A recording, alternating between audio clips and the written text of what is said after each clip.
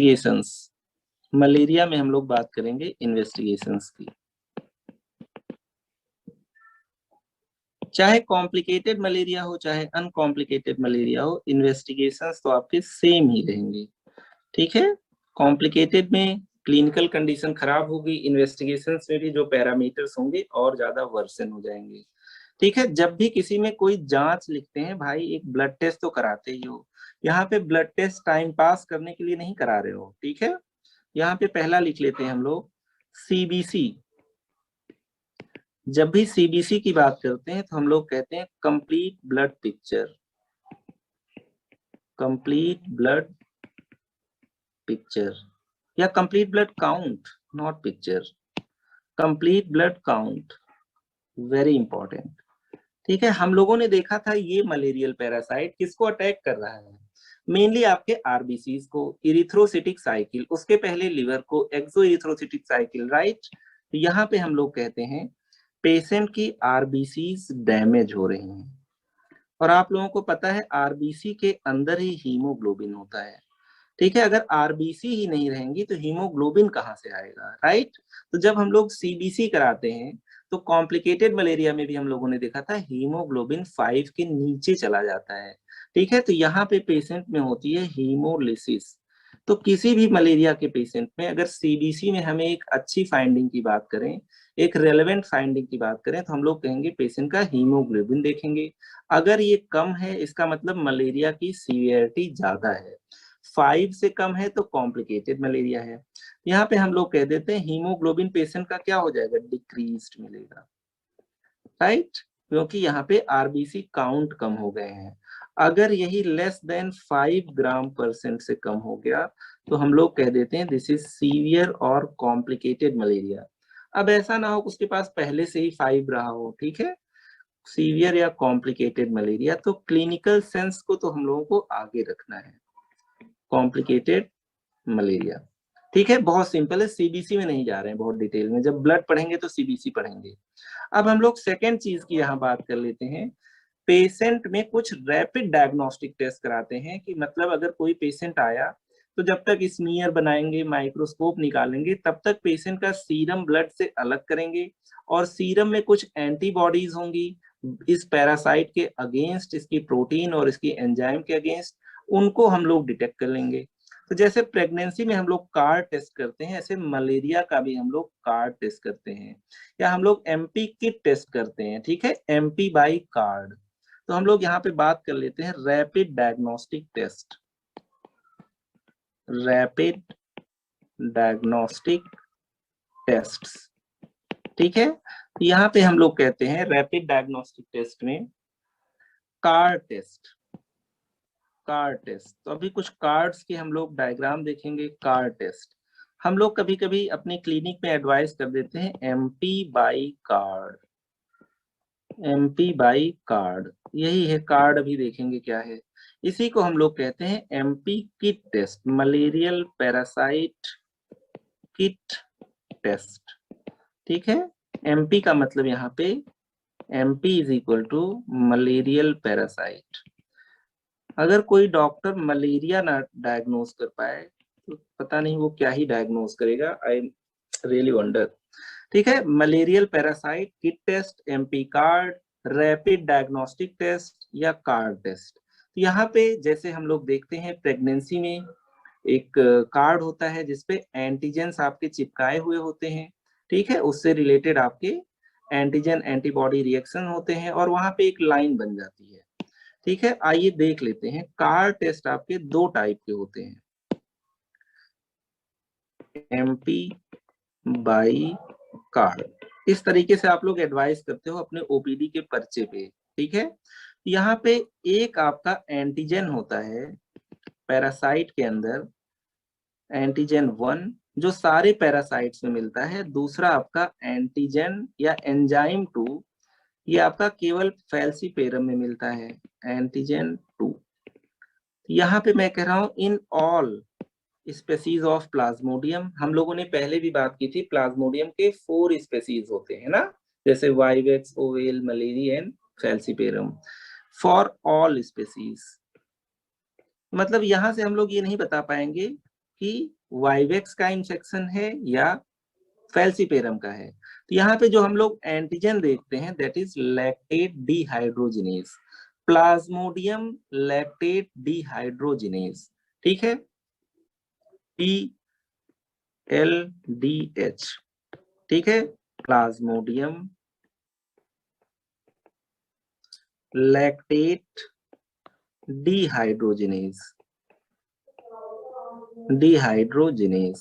ठीक है, LDH। तो एक किट होगी जिसमें LDH कितना पेशेंट की बॉडी में है पैरासाइट की वजह से, उसको देख लेंगे, ठीक है। इसी को हम लोग कहते हैं ऑप्टिमल टेस्ट, ठीक है, हम लोग इसी को कहते हैं OPTMAL, MAL मतलब मलेरिया, ठीक है, ऑप्टिमल टेस्ट। ये आपका ये बता देगा कि पेशेंट को किसी ना किसी स्पेसीज से मलेरिया है, ये नहीं बता पाएगा कि पेशेंट को फैल्सीपेरम से है कि वाइवेक्स से है। एंटीजन 2 की जब हम लोग बात करते हैं तो वाइवेक्स में एक आपकी प्रोटीन हो, सॉरी फैल्सीपेरम में एक आपकी प्रोटीन होती है जो बाकी सब में नहीं होती है, ठीक है। तो इसी को हम लोग कहते हैं ह्यूमन हिस्टिडीन रिच प्रोटीन, ठीक है। तो यहाँ पे हम लोग कहते हैं फॉर प्लाज्मोडियम फैल्सीपेरम, यही आपका सीवियर मलेरिया कराता है। तो अगर हमें किट से ये पता चल जाए कि फैल्सीपेरम है तो हम लोग ट्रीटमेंट भी उसी हिसाब से करेंगे और प्रिपेयर्ड रहेंगे पेशेंट में कॉम्प्लिकेशंस के लिए। तो यहाँ पे हम लोग कहते हैं एक सब्सटेंस होता है H, ह्यूमन या हिस्टिडीन रिच प्रोटीन आपका 2, ये आपका केवल P फैल्सीपेरम में रहता है, इसका नाम है हिस्टिडीन रिच प्रोटीन 2, ठीक है। ये स्पेसिफिक किसके लिए, फैल्सीपेरम के लिए। तो यहाँ पे जो किट हम लोग यूज करते हैं जिससे हमें पता चल जाए कि पेशेंट की बॉडी में फैल्सीपेरम वाला पैरासाइट है, उसकी बॉडी में हिस्टिडीन रिच प्रोटीन 2 है, तो यहाँ पे जो किट का नाम होता है दैट इज पैरासाइट किट, ठीक है। लेकिन इसकी स्पेलिंग थोड़ी सी चेंज है, राइट। तो हम लोग कहते हैं पैरासाइट मतलब दिखा, ठीक है, parasite F test, F for falciparum, ठीक है। अगर यहाँ पे पॉजिटिव आ गया मतलब इसको किस टाइप का मलेरिया है, P फैल्सीपेरम मलेरिया। यहाँ पे अगर भाई साहब का पॉजिटिव आ गया इसका मतलब मलेरिया है इनको, एनी स्पेसीज, इवन फैल्सीपेरम होगा तो भी ये इस तरीके से पॉजिटिव आएंगे, ठीक है। तो यहाँ पे आपके पास कार्ड टेस्ट होते हैं, कार्ड पे कुछ एंटीबॉडीज लगाई हुई होती हैं और पेशेंट की बॉडी से अगर ये एंजाइम्स आएंगे तो वहां पे एंटीजन एंटीबॉडी रिएक्शन होगा और वो किसी ना किसी कलर्ड मटेरियल से टैग्ड होगा और वहां पे एक लाइन बन जाएगी, ठीक है। आइए देखते हैं, थोड़ी सी स्लाइड देखते हैं, आपको समझ में आया किस किट की बात हो रही है, कहां से किट का कॉन्सेप्ट आ गया।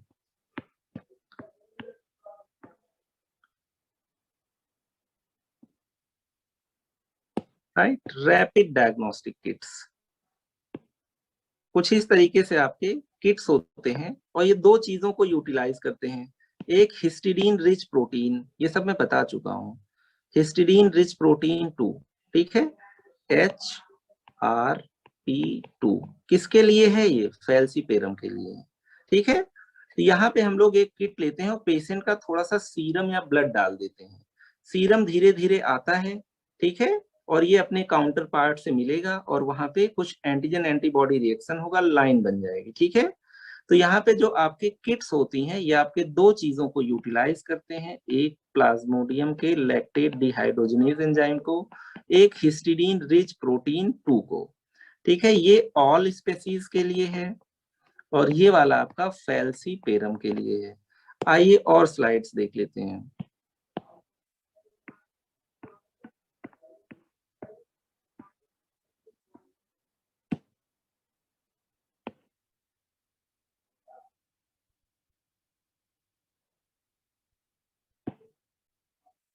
यहाँ पे किट्स थोड़ी और बेहतर दिखाई दे रही हैं, मैं कोशिश करूंगा कि इनको और जूम कर दिया जाए।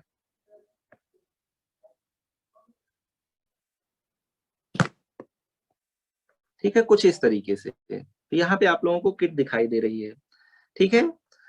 यहाँ पे आप लोग देख पा रहे हो कि ये वाला टेस्ट आपका निगेटिव है, ये कंट्रोल दिखाई दे रहा है और केवल एक लाइन है। सिंगल लाइन का मतलब है कि ये टेस्ट आपका निगेटिव है। ठीक है, यहाँ पे आप लोग देख पा रहे हो कि दो लाइन बन गई है, एक आपका कंट्रोल है, दूसरा आपका टेस्ट है। ठीक है, यहाँ पे अगर मान लीजिए आपने यूज किया था LDH एंटीजन को, तो इसका मतलब ये आपका मलेरिया पॉजिटिव है, लेकिन किस स्पेसीज से पॉजिटिव है, स्पेसीज हम लोग नहीं देख पाएंगे। ठीक है, अगर मान लीजिए मैंने कह दिया यहाँ पे मैंने आपको H हिस्टिडीन रिच प्रोटीन 2 को यूज किया है और दूसरी लाइन नहीं आई, नो सेकेंड लाइन।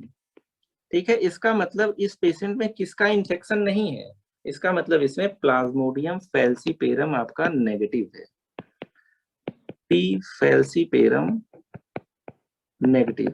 तो इस तरीके से कुछ किट्स आती हैं। ठीक है, और पैरासाइट के कुछ एंटीजेंस को हम लोग फिगर आउट करके ये देख लेते हैं कि पेशेंट में मलेरिया है कि नहीं है, और अगर पी फैल्सीपेरम की वजह से है तो एच हिस्टिडीन रिच प्रोटीन 2 आपका डिटेक्ट हो रहा है कि नहीं हो रहा है। ठीक है, तो यहाँ पे यही बात हो रही है, एक आपका हिस्टिडीन रिच प्रोटीन को हम लोग डिटेक्ट करेंगे फैल्सीपेरम के लिए। ठीक है, और दूसरा हम लोग प्लाज्मोडियम के LDH को डिटेक्ट करेंगे किसी भी स्पेसीज को जानने के लिए, मतलब सिंपली हम लोगों को मलेरिया देखना है। ठीक है, बहुत ही सिंपल है, इसको समराइज भी कर देते हैं, इतना टफ नहीं है। रैपिड या कार्ड टेस्ट लिखते हैं, MP by card, MP by card. ठीक है, यहाँ पे हम लोग यूज कर लेते हैं हिस्टिडीन रिच प्रोटीन 2। अगर ये पॉजिटिव है, इसका मतलब इन्फेक्शन जो है पी फैल्सीपेरम का है, कॉम्प्लिकेटेड मलेरिया होने के चांसेस ज्यादा है।